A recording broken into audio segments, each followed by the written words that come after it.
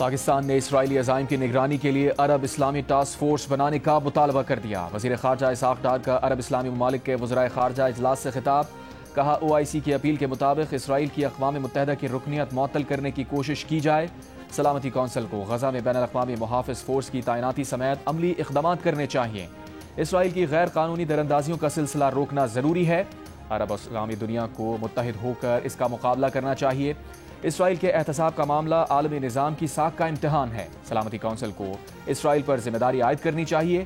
اسرائیل کو جنگی جرائم اور انسانیت کے خلاف جرائم پر جواب دہ بنایا جائے۔ پاکستان اسرائیل کے قطر پر غیر قانونی اور بلا جواز حملے کی مذمت کرتا ہے۔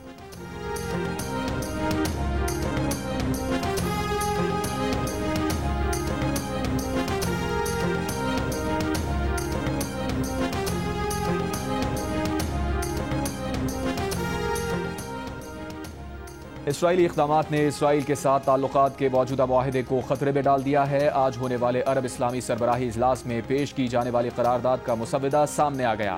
مسودے میں کہا گیا ہے کہ قطر پر اسرائیلی حملے نے اسرائیل اور عرب ممالک کے درمیان تعلقات قائم کرنے کی کوششوں کو خطرے میں ڈالا۔ قطر پر اسرائیل کا وحشیانہ حملہ اور غزہ میں اسرائیلی جارحیت خطے کے امن کو خطرے میں ڈال رہی ہے۔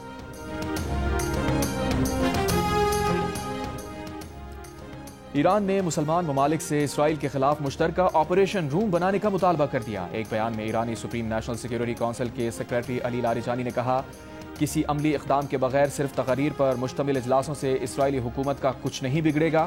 مسلمان ممالک اسرائیل کی جنونی حکومت کے خلاف ایک مشترکہ آپریشن روم بنائے۔ یہ فیصلہ صہیونی حکومت کے سرپرستوں کو پریشان کرنے کے لیے کافی ہوگا۔ علی لاریجانی نے کہا کہ مسلمان ممالک نے فلسطین کے مظلومین کے لیے کچھ نہیں کیا تو کم از کم خود کو تباہی سے بچانے کے لیے ہی کوئی فیصلہ کر لیں۔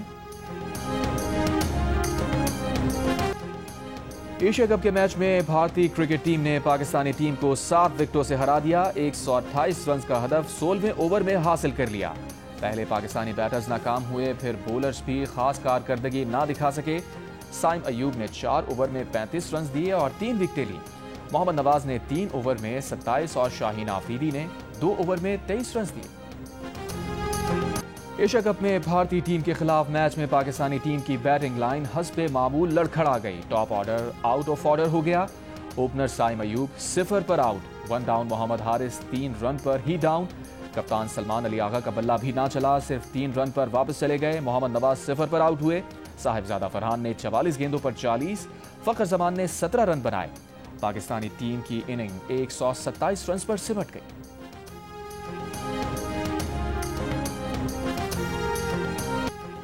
T20 میں بیٹنگ کیسے کرتے ہیں شاہین آفریدی نے بتا دیا۔ بوم بوم شاہد آفریدی کا انداز یاد دلا دیا۔ 16 گیندیں کھیلی، 4 اونچے چھکے لگائے، 33 رن بنائے، وکٹ بھی نہیں گنوائی۔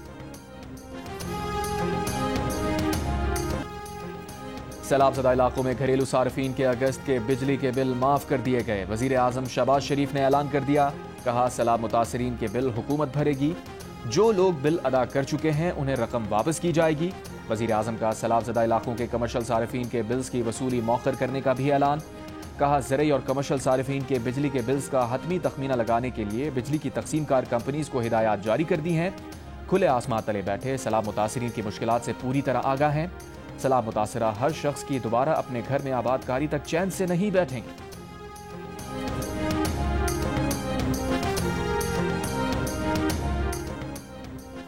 ملتان کی تحصیل شجاباد میں دھوندو والا بند ٹوٹنے سے پیدا ہونے والا شگاف 400 فٹ تک بڑھ گیا۔ مزید کئی پوزاجات زیر آب آ گئے۔ شجاباد کی انتظامیہ نے شگاف پر کرنے کے لیے طاہر پور زمیندارہ بند توڑنا شروع کر دیا۔ محکمہ انہار کا کہنا ہے کہ زمیندارہ بند کی مٹی سے دھوندو کے شگاف کو بھرا جائے گا۔ سیلاب متاثرین کا کہنا ہے کہ ہر طرف پانی ہی پانی ہے، کہیں جانے کا راستہ نہیں، کھانے پینے کی چیزیں بھی نہیں ہیں۔ سیلاب امتحان بن گیا۔ علاقے میں اس سے پہلے کبھی سیلابی ریلا نہیں آیا۔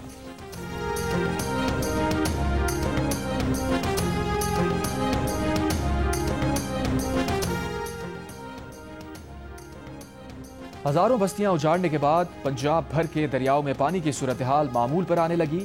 ریلیف کمشنر پنجاب کے مطابق شدید سیلابی صورتحال سے 4700 دیہات اور 45 لاکھ سے زائد افراد متاثر ہوئے۔ اب تک 104 افراد جاں بحق ہو چکے ہیں۔ منگل سے مانسون کے 11ویں اسپیل کا الرٹ جاری۔ پنجاب کے بالائی علاقوں میں بارشوں کا امکان، ندی نالوں میں طغیانی کا خدشہ۔ چیئرمین صاحب نے کہا تھا کہ امیڈیٹ آپ فلیش اپیل کریں یونائٹڈ نیشنز کو، باقی ممالک کو، کہ وہ اپنا کردار ادا کریں۔ میں ایک بار پھر چیئرمین صاحب کی بات دہراتے ہوئے کہوں گا وفاق کی حکومت سے کہ اس پہ عمل درآمد کریں۔ Perhaps it is already very late۔ میں یہ تو نہیں کہوں گا کہ وقت گزر گیا، اس لیے کہ اس وقت بھی ریلیف اور ریسکیو جاری ہے۔ وزیر اعلیٰ سندھ مراد علی شاہ کے سکھر اور گڈو بیراج کے دورے، دریائے سندھ میں پانی کے بہاؤ کا جائزہ لیا، سیلابی صورتحال، ریلیف، میڈیکل اور لائف سٹاک کیمپس کا معائنہ کیا۔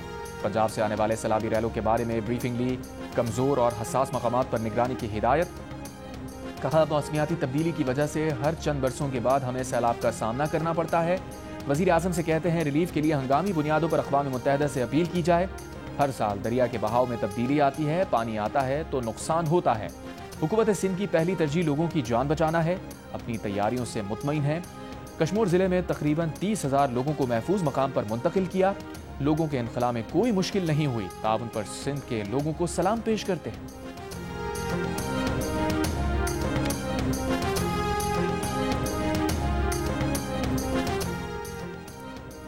سیلاب کے نقصانات کا تخمینہ لگانے کے لیے سروے کیے جا رہے ہیں، سیلاب متاثرین کی جلد بحالی یقینی بنائیں گے۔ اس وقت اہم چیز لوگوں کی امداد ہے۔ وزیر خزانہ کی کمالیہ میں میڈیا سے گفتگو، محمد اورنگزیب نے کہا موسمیاتی اور زرعی ایمرجنسی ڈکلیئر کی جا چکی، ایمرجنسی کے تحت جو کرنا پڑا کریں گے، صوبوں کی مشاورت سے آگے بڑھیں گے، مصنوعی مہنگائی روکنے کے لیے اقدامات کر رہے ہیں۔ عالمی سطح پر فیول کی قیمت میں کمی آ رہی ہے تو عالمی مہنگائی کا مسئلہ نہیں۔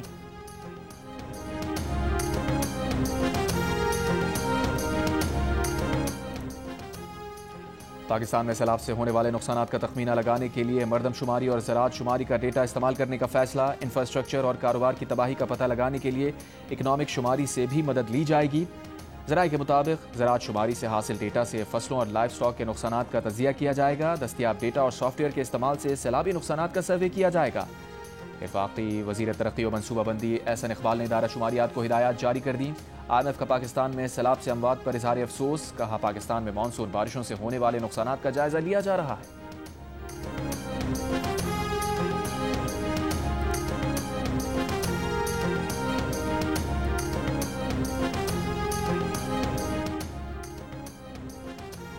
صدر آصف زرداری کا چین کے ایئر کرافٹ کمپلیکس کا دورہ، مسلح افواج کے سپریم کمانڈر کی حیثیت سے کمپلیکس پہنچے، سائنسدانوں اور انجینئر سے ملاقات کی۔ کمپلیکس میں جاری آپریشنز پر بریفنگ دی گئی۔ ایئر کرافٹ کمپلیکس میں J-10C طیارے تیار کیے جاتے ہیں۔ صدر زرداری نے کہا J-10 اور JF-17 نے پاک فضائیہ کو مضبوط بنایا۔ مارکہ حق اور آپریشن بنیان مرصوص میں ان طیاروں کی کارکردگی شاندار رہی۔ بلاول بھٹو زرداری، آصفہ بھٹو زرداری اور سینیٹر سلیم مانوی والا بھی صدر کے ہمراہ تھے۔ صدر زرداری نے زلزلہ وارننگ سسٹم سے لیس ہائی سپیڈ ٹرین میں بھی سفر کیا، کہا آلودگی سے پاک الیکٹرک ٹرین اور زلزلہ وارننگ سسٹم انجینئرنگ کا شاہکار ہے۔ دورے کے اگلے حصے میں صدر زرداری شنگھائی پہنچ گئے۔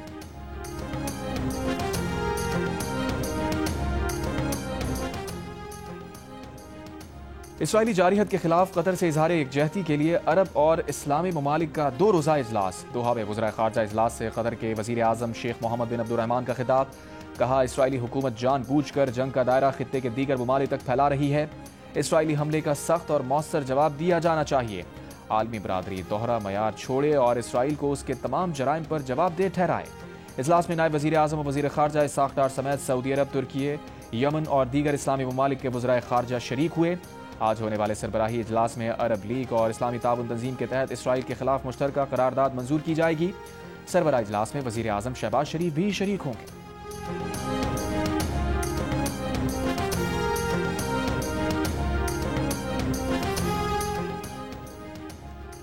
عرب اسلامی سربراہ اجلاس میں شرکت کے لیے قطر میں موجود وزیر خارجہ اسحاق ڈار کی ایرانی وزیر خارجہ عباس عراقچی سے ملاقات، دونوں رہنماؤں نے قطر اور دیگر مسلم ممالک پر اسرائیلی حملوں کو ان ممالک کی خود مختاری اور عالمی قوانین کی سنگین خلاف ورزی قرار دیا۔ پاکستان اور ایران نے مسلم امہ کے اتحاد میں عرب لیگ اور OIC کے کردار کو کلیدی قرار دیا۔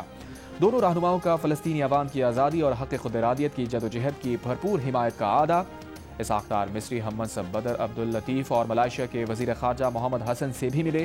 رہنماؤں نے عرب اسلامی سربراہی اجلاس کو بروقت اور اجتماعی اقدام کے لیے ناگزیر قرار دیا۔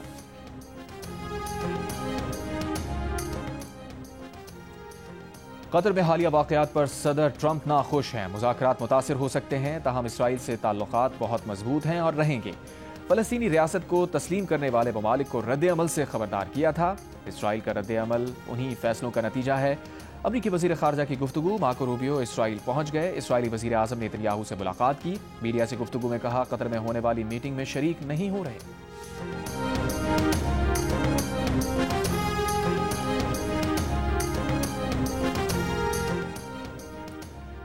ڈیرہ غازی خان کی ندی سے 500 قدیمی سکے برآمد۔ ڈپٹی کمشنر کے مطابق سکے صدیوں پرانے ہیں۔ لودھی، تغلق، دورانی، سکھ اور برطانوی راج کے دور کے سکے شامل ہیں۔ مقامی لوگوں نے سکے محکمہ آثار قدیمہ کے حوالے کر دیے۔ امریکی محکمہ خارجہ نے پاکستان میں سیلاب متاثرین کے لیے امدادی سامان بھجوا دیا، خوراک، خیمے اور ادویات شامل۔ امریکی سفارت خانے کا کہنا ہے کہ امریکہ پاکستان کے سیلاب متاثرین کے ساتھ کھڑا ہے۔ پاکستان میں امریکی ناظم امور نیٹلی بیکر نے کہا کہ امریکہ سیلاب میں جانی نقصان اور گھروں کی تباہی پر غمزدہ ہے۔ حکومت پاکستان کی درخواست پر بیرونی معاونت کی منظوری دی۔ سیلاب متاثرہ علاقوں میں قومی امدادی کارروائیوں کے لیے ہنگامی ضروریات کا سامان فراہم کیا گیا۔ سیلاب کی آزمائشوں میں بھی مسکراہٹیں برقرار، آخر بچے تو بچے ہیں۔ معصوم بچوں نے ریلیف کیمپ میں بھی جینے کا ڈھنگ سیکھ لیا۔ کیمپس میں کھیلتے مسکراتے بچے جن کے خواب اور مستقبل اب بھی داؤ پر ہیں۔ سندھ کے سینئر وزیر شرجیل میمن نے کہا ہے کہ صوبائی حکومت ریسکیو اور ریلیف کی بحالی کی سرگرمیوں میں مصروف ہے۔ مجموعی طور پر 1.5 لاکھ سے زائد افراد کو محفوظ مقامات پر منتقل کیا جا چکا۔ کچے کے علاقوں سے 250 افراد ریلیف کیمپ سے منتقل کیے گئے۔ ریلیف کیمپس میں مجموعی طور پر 450 افراد مقیم ہیں۔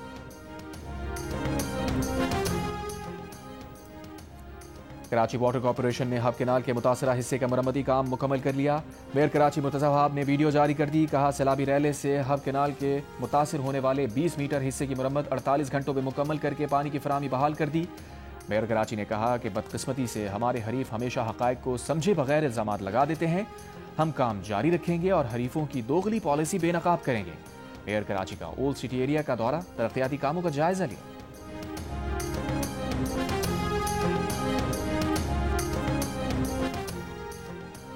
کراچی میں 3 روز قبل قیوم آباد سے بچوں کے ساتھ زیادتی کے الزام میں گرفتار شخص کے خلاف مزید 3 مقدمات درج۔ ڈیفنس پولیس کا کہنا ہے کہ ملزم کے خلاف درج مقدمات کی تعداد 6 ہو گئی۔ ملزم کو قیوم آباد سے 10 ستمبر کو اہل علاقہ نے پکڑ کر پولیس کے حوالے کیا تھا۔ ملزم کی موبائل فون اور USB سے بچوں سے زیادتی کی 100 سے زائد ویڈیوز ملی تھیں۔ ملزم 5 روزہ ریمانڈ پر پولیس کی تحویل میں۔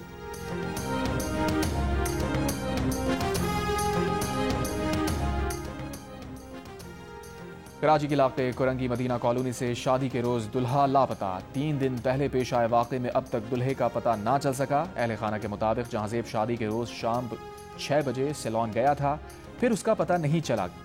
گمشدگی کی رپورٹ درج۔ والد کے مطابق جہانزیب سیلون پہنچا ہی نہیں تھا، موبائل فون بھی گھر چھوڑ کر گیا تھا۔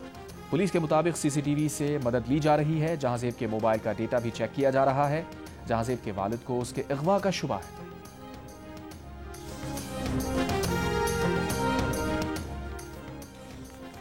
کراچی کے علاقے ڈیفنس خیابان بخاری میں پولیس موبائل پر فائرنگ، واقعے کی جگہ سے گولیوں کے 11 خول ملے، کوئی جانی نقصان نہیں ہوا۔ پولیس حکام کے مطابق پیدل چلتے شخص نے گشت پر مامور پولیس موبائل پر پیچھے سے فائرنگ کی۔ مزید تحقیقات جاری۔ وزیر داخلہ سندھ ضیاء النجار کا مرکزی ملزم کی فوری گرفتاری کا حکم۔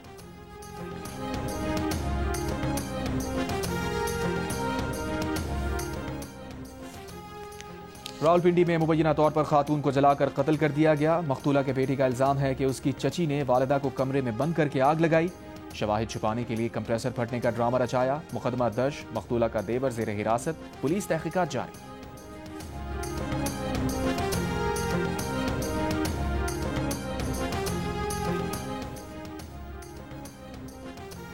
پاکستان میں پہلی بار ٹریڈ ڈسپیوٹ ریزولوشن کمیشن کا باقاعدہ آغاز، دفتر اور آن لائن شکایتی پورٹل بھی قائم کر دیا گیا۔ وزیر تجارت جام کمال نے کمیشن کو کاروباری برادری کے لیے امید کی کرن اور ملکی تجارت کے لیے تاریخی سنگ میل قرار دیا۔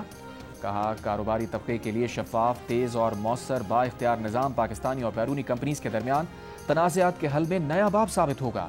ان کا کہنا ہے کہ منصوبہ پچھلے 10 سال سے کاغذوں پر موجود تھا، لیکن بدقسمتی سے اب تک اسے عملی جامہ نہیں پہنایا جا سکا۔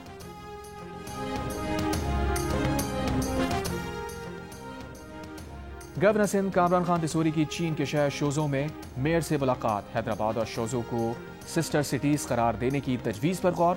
گورنر سندھ کا کہنا تھا کہ پاکستان کی پائیدار ترقی کے لیے ڈیمز کی تعمیر ناگزیر ہے۔ سندھ میں انفراسٹرکچر اور انرجی کے شعبوں میں سرمایہ کاری کے وسیع مواقع موجود ہیں۔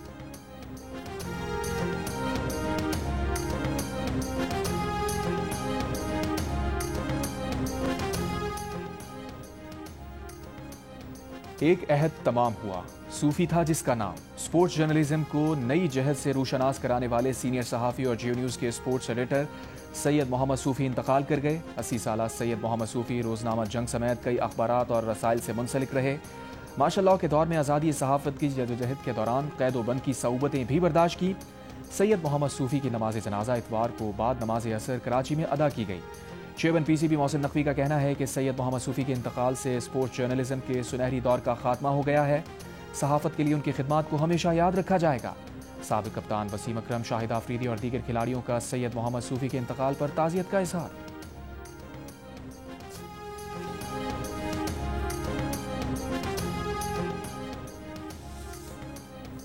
بھارتی وزیر اعظم مودی کے دورہ منی پور کے موقع پر علاقے میں ہڑتال اور احتجاج۔ منی پور یونیورسٹی کے طلباء نے گو بیک مودی کے نعرے لگا دیے۔ بھارتی پولیس کی مظاہرین پر شیلنگ، ربر کی گولیاں بھی چلائیں، درجنوں افراد زخمی۔ مودی کے دورہ منی پور کی میڈیا کوریج پر بھی پابندی لگائی گئی ہے۔ علاقے میں کرفیو نافذ ہے، ڈرون سے نگرانی کی جا رہی ہے۔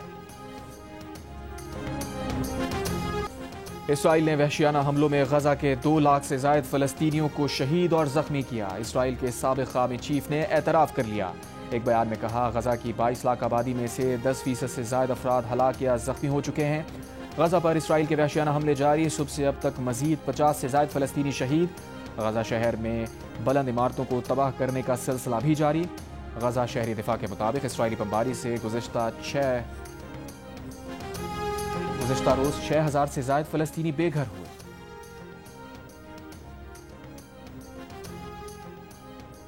ٹوکیو میں جاری ورلڈ ایتھلیٹکس چیمپئن شپ کے مینز 100 میٹر ریس کا ٹائٹل جمیکا کے کھلاڑی نے جیت لیا۔ فاتح کھلاڑی نے مقررہ فاصلہ 9.77 سیکنڈ میں طے کیا۔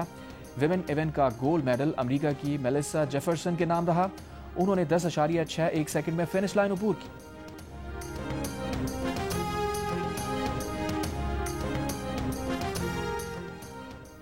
پاکستان اور جنوبی افریقہ ویمنز کرکٹ ٹیمز کے درمیان پہلا ون ڈے میچ 16 ستمبر کو ہوگا۔ ٹیم پاکستان کی دوسرے روز بھی قذافی اسٹیڈیم میں 3 گھنٹے تک بھرپور پریکٹس۔ ہیڈ کوچ محمد وسیم کی نگرانی میں پلیئرز کو اسکل ڈیولپمنٹ کی ٹپس دی گئیں۔ فزیکل ٹریننگ اور پاور ہٹنگ کی مشقیں بھی کرائی گئیں۔ اور ویسٹ انڈیز کے سابق جارح مزاج بیٹر کرس گیل ایک بار پھر توجہ کا مرکز بن گئے، لیکن اس بار وجہ کرکٹ نہیں بلکہ ڈھول کی تھاپ پر بھنگڑا ہے۔ پرتگال میں کرس گیل نے ڈھول کی تھاپ پر ڈانس کیا، ویڈیو سوشل میڈیا پر وائرل۔